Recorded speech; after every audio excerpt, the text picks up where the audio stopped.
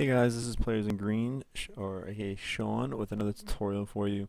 This time I'm doing one on background, and I kind of wanted to explain when you're looking for a background, or making a background more preferably, what you want to have and look for in it. And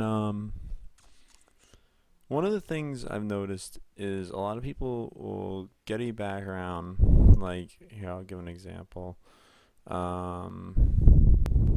Like this.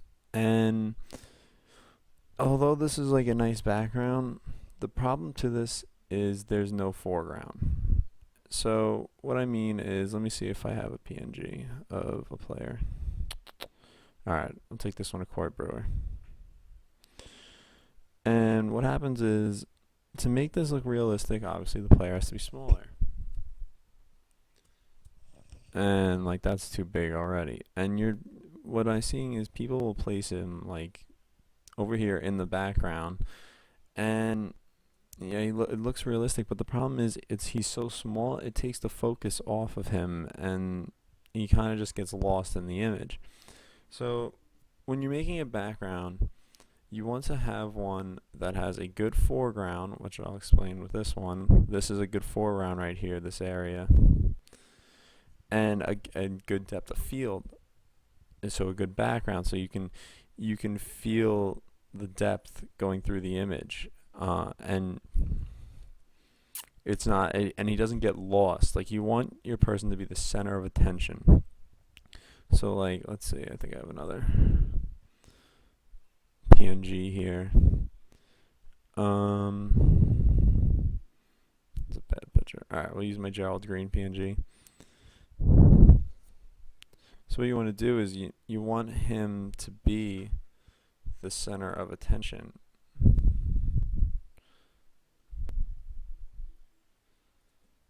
Well, I screwed up that crop, but you want your player to be able to stand out and be the focus and not get lost in the background. So that's why this would be a good background right here. I've seen this used many times. It's very easy to find as well. But like, you have to be careful of the placement of the player, and you have to be careful to make sure that they're not getting lost in the background. So I'll get rid of this Gotham City one, and like I can explain that in some of my designs. So like here, the player stands out. I mean, this is the foreground right here, this area with Iman Shumpert and the police car, and everything else in the background, that's depth of field. In the Shaq design, one of my favorite ones I ever made, the foreground is the plane, and Shaq hanging from the plane with the trophy and the ball and the hoop, and everything else is in the background. You don't get lost in that. One of my favorite and first designs of Kobe. Here's the foreground of the hills, or the cliff, whatever you want to call it, Kobe, and then the rim.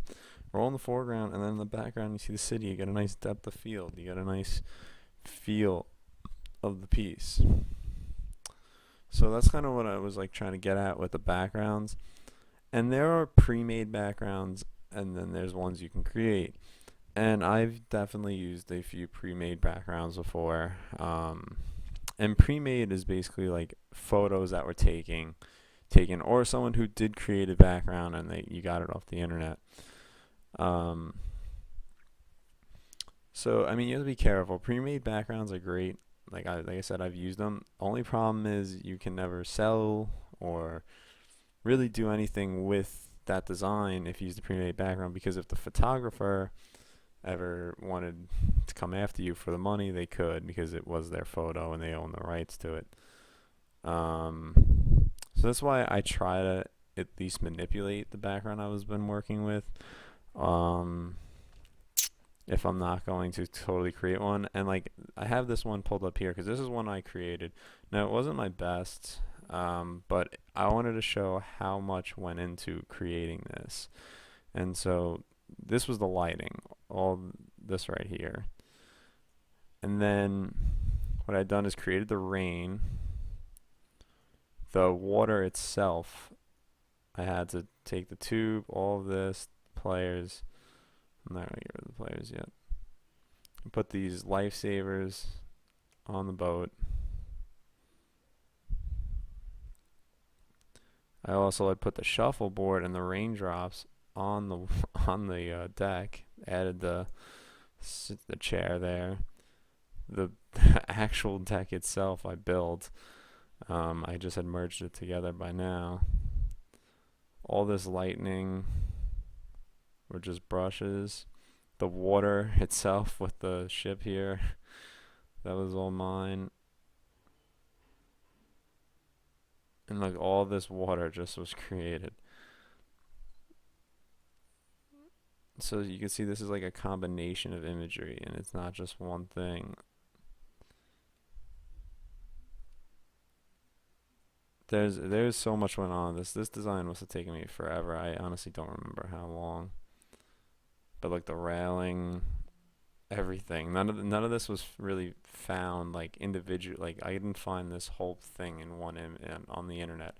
This is like many images put together to create this.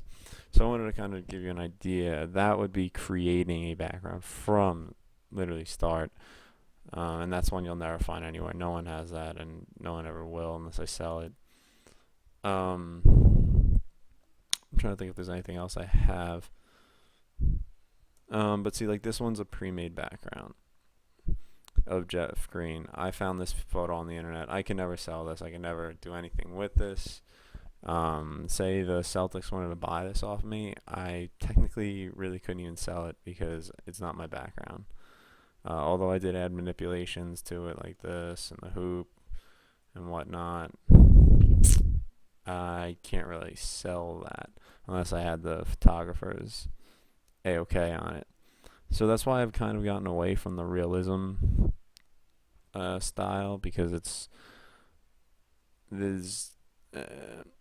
unless you totally create the background, and it's probably not always going to look great, you really can't do much. Like if you wanted, like I said, you want to decide if you're doing it for fun, go ahead, do it for fun. That's fine. But yeah, just be careful if you're not creating your backgrounds and you're using pre-made ones. And literally, if you type pre-made background into Google, a million of them will pop up. And there are really some great ones. I have some saved on my computer still that maybe one day I will use. But like I said, I've been straying away from using pre-made backgrounds. So I would just be careful of that, and hopefully you learned kind of the foreground and background and how you want your player to be the center of focus. You don't want them to get lost. I think I do have one design I made a while back that I didn't really like, where the person got lost in the background. Let me see. You know what? I really didn't like this design, although it was a good background. I didn't do a good job with the lighting, but so you got your foreground right here, and then your depth of field in the back, especially with the lighting. Although I did add a lot to this, like the hoop, the sign, and the deer, and some lighting, not all of this, because a lot of this is pre-made. I just didn't fall in love with this.